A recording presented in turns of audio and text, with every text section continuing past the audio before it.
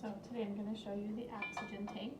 We have here a tank with green on it, so we know this is oxygen.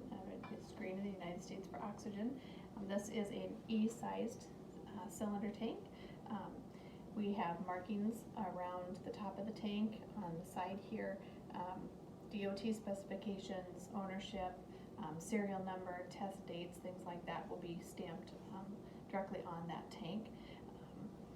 With this particular one, it is right in the cart, and it is secured in the cart, so there's wheels on the bottom. During movement, it's going to stay securely in that cart. We want to keep this upright. We do not want it falling over or rolling down. There's a lot of pressure in this tank, so we want to keep the pressure, be safe around that pressure. So if it's not in this cart here, we have it in a cool, dark place, not too hot, in a closet where we have a cylinder rack where each individual cylinder is secured at its own little space upright. So with this particular one, I'm going to show you how to put the regulator on. This one, as you can see, there's not a regulator present. So we have a regulator here that has your pressure and your liter flow. With this particular one, it's a pin index safety system. Just means there are pins on the inside of here. Only this particular regulator will fit on this tank. A safety mechanism, and there's a little washer that goes on the inside to secure, to ensure that there's no leaks on that. So we will use that one, but before we put this regulator on, we want to do what we call crack the tank. The opening where the air comes out, we want to make sure it's clear of any dust or debris.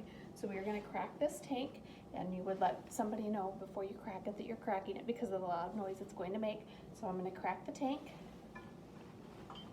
Move this way, just a really quick, and it'll blow all that air and debris out. So, okay, so let's make sure we have our washer secure.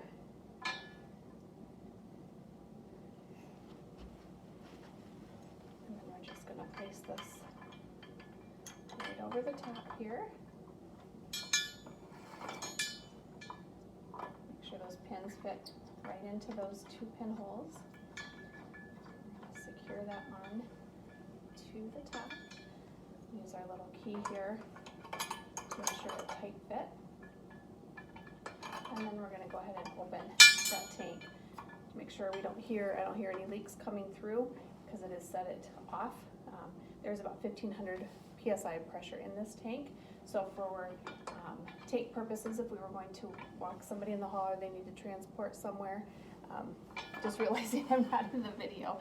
So about 1,500 psi. So if we were going to transport, we know the E-cylinders or the tank measurement is 0.28. So we would take the 1,500 times 0.28, divide it by, this particular patient is on, say, 3 liters. Divide that by 3 liters, be about an hour and 20 minutes, 140 minutes of time for that patient. So you want to make sure your travel time is well under that hour and 20 minute time frame. So then we would turn on the tank. This particular one doesn't use the key on the top. This has a little lever on the top here. So then we have it already open, and then we're going to change it here. So we set that to 3 liters. This little nipple right here is already connected. Include that, and then you don't hear that air coming through. Then we would attach our tubing or what we needed for the patient there. So again, we'll open that, and then we'll turn that to 3 liters, and then we would attach that. If there were any leaks, you would hear, on the off position, you would hear something coming out. So we'll go ahead and close that tank back up, and then we're going to release the pressure that's in there. So we're going to bleed out that extra air until you don't hear the air anymore. And it'll go all the way to 0 here for the pressure. So then if the patient is in a room and we have the wall oxygen source, we are going to use a flow meter. This is a Thorpe tube. This is a compensated Thorpe flow meter.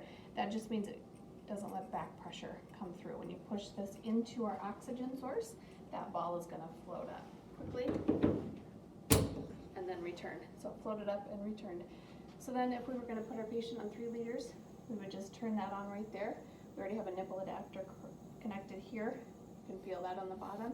If we occlude that, you're going to see that that ball drops there. So we got that 3 liters there. We would attach that tubing, and that's how that Thorpe tube would work.